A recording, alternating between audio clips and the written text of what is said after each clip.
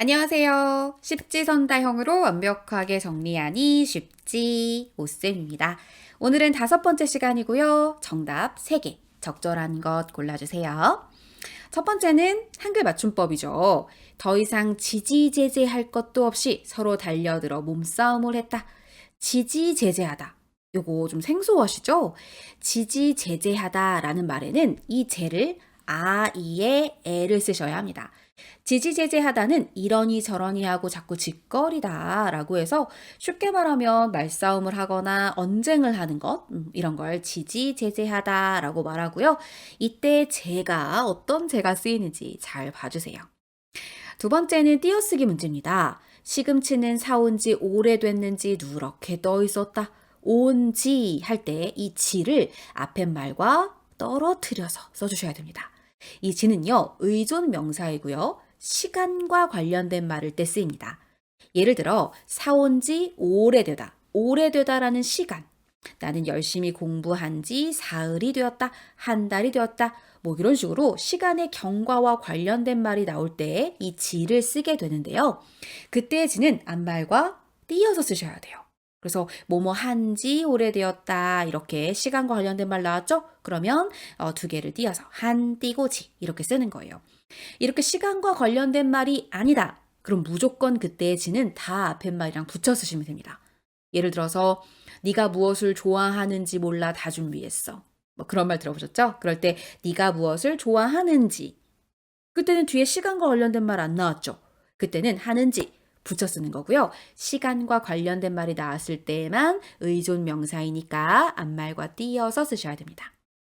세 번째는 표준어 규정인데요. 자, 뒤뜰은 뒤라는 말과 뜰이라는 말이 더해져서 만들어진 단어이죠. 그때 뒤에 것이 쌍디귿으로 된 소리로 표기되고 있어요. 맞죠? 그때는 앞에 사이시옷, 이 시옷을 적지 않습니다. 따라서 그냥 뒤뜰이라고만 적어야 돼요. 거센 소리와 된 소리 앞에는 사이시옷을 쓰지 않거든요.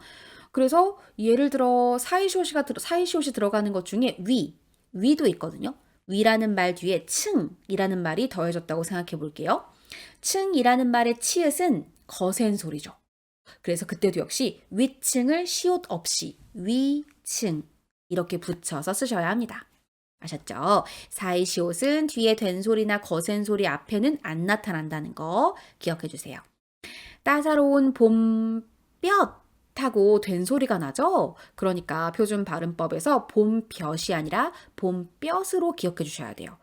자, 이때는 사이소리 현상이 일어난 건데요. 봄이라는 단어와 볕이라는 단어가 더해진 거예요.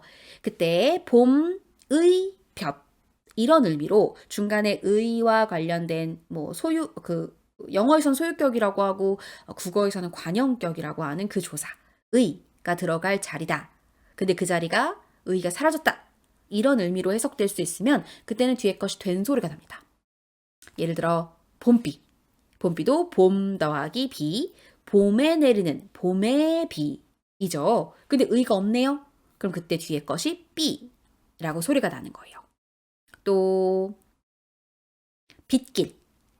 이것도 마찬가지예요. 빗길도 비의 길, 비가 내리는 길이거든요. 그럼 뒤에 것이 길 하고 된 소리가 나게 되는 거죠. 자, 그 다음 보겠습니다. 그럼 얘는 지금 발음이 잘못된 거죠. 에디오피아, 요거 외래어 표기법으로 내봤는데요. 에디오피아 아니고요. 에티오피아가 맞습니다. 그래서 이렇게 에티오피아로 다시 암기를 해주셔야 됩니다. 사실 이런 부분들은요. 왜 국제적인 행사 있죠. 올림픽이나 이런 행사 볼 때 전 항상 올림픽 볼 때 올림픽 개막식에 나라별로 국기를 들고서 이렇게 입장할 때 그때 제일 재밌게 보거든요. 그러면 거기에 외래어 표기법 제대로 작성이 되어 있기 때문에 외래어 표기법도 한 번 더 짚어볼 수 있고 또 그 나라의 수도가 어딘지 수도도 우리가 외래어 표기법으로 익혀두면 좋거든요.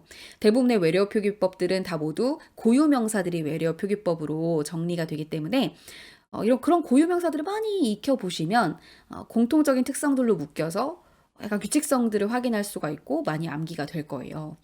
그래서 저는 그런 걸 되게 좋아합니다. 그런 것도 한번 활용해 보시면 좋을 것 같고요. 앞에 1번부터 5번까지의 선지에서는 모두 적절한 게 없었네요. 여섯 번째 한자성어입니다. 그동안 보살펴주신 선생님의 은혜는 실로 각골난망입니다. 각골난망이라고 하는 한자성어는 남에게 입은 은혜가 뼈에 새길 만큼 커서 잊히지 아니한다 라는 뜻이죠. 그러니까 그 은혜에 대해서 이야기할 때 우리 각골난망이다. 또 뭐 있을까요? 뭐 결초보은이다. 진짜 되게 많은 한자성어들이 있는데 기억하려고 하면 되게 기억이 안 나더라고요. 아무튼 다음 일곱 번째 선지. 작고 낮은 목소리로 혼잣말을 하다. 혼잣말은 혼자라는 말에다가 말이라는 말이 더해져서 만들어진 거죠. 그럼 얘는 둘 다 어근이니까 합성어겠네요. 그런데다가 원래 사이시옷, 이 혼자와 말 사이에 들어가 있는 사이시옷, 사이시옷은 합성어 일대에만 들어가요. 그러면 이렇게 사이시옷이 있구나. 얘를 한번 지워볼까? 그 혼자라는 말이 있고 말이라는 말이 있고 이 두 개가 더해졌고 중간에 시옷이 들어간 거구나. 이런 게 다 모두 논리적으로 인지가 되신다면 그럼 당연히 이 시옷은 사이시옷이고 사이시옷은 합성어에만 붙는 거니까 이건 합성어구나 이렇게 확인할 수가 있죠. 아셨죠? 자, 문제 해결의 관건을 쥐다. 원래 옛날 발음은 관건이었어요. 근데 관건이라고 다들 많이 말씀하셔서 언중들, 많은 사람들의 발음을 가지고 와서 관건도 발음으로 인정했어요.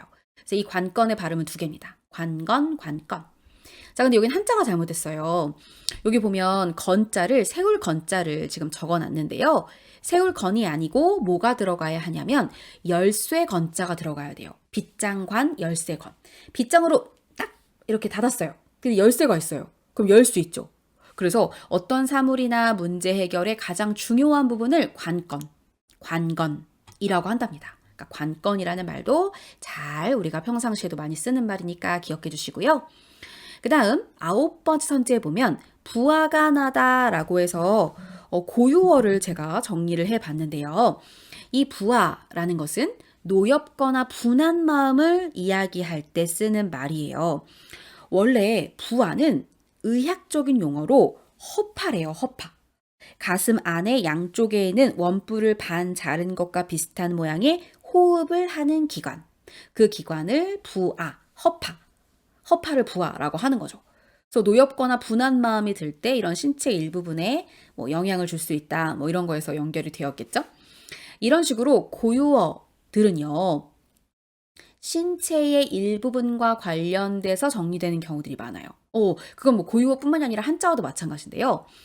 예를 들어서 슬하는 무릎 슬자의 아래 하자거든요. 그럼 슬하라는 거는 한자어잖아요. 그것도 역시 어떤 신체와 관련된 용어예요. 그러니까 무릎 아래. 그 얘기는 무슨 말이냐면 어떤 보살핌 아래라는 뜻이 되거든요. 그러니까 이런 식으로 해서 신체 일부분과 관련된 말, 그 말이 파생된 그 다음의 의미가 무엇일까? 이런 걸 봐두는 게 좋겠죠. 자, 그 다음은 노가다고요. 순화어로 이걸 노동자 혹은 막일꾼 혹은 인부로 순화하기로 결정을 내렸습니다. 특히 요 막일꾼은 막일꾼으로 발음하지 않도록 주의하셔야 돼요. 여기는 니은 첨가가 일어나거든요. 그리고 그 첨가된 니은이 앞에 오는 기억을 이응으로 바꾸는 비음화 현상이 일어나서 막일꾼이라고 발음하는 게 맞습니다. 제대로 된 발음까지 익혀두시고 노가다가 아니고요. 네, 노동자나 막일꾼, 인부로 순화하는 것이 맞다는 거까지 기억해 주세요. 오늘 공부 이렇게 마무리해보면 될 것 같아요. 6번, 9번, 10번 3개가 적절한 내용이었습니다. 다시 한번 전 영역에 걸친 국어 학습, 한자어에서부터 고유어에서부터 맞춤법, 발음 등등 다양한 영역의 국어 공부를 깔끔하게 하신 겁니다. 다음에도 더 알찬 내용으로 찾아올 테니 구독해 주시고요. 좋아요도 눌러주시고요. 알고 싶은 거, 궁금한 거 댓글로도 남겨주세요. 전 다음에 또 찾아오도록 하겠습니다. 안녕.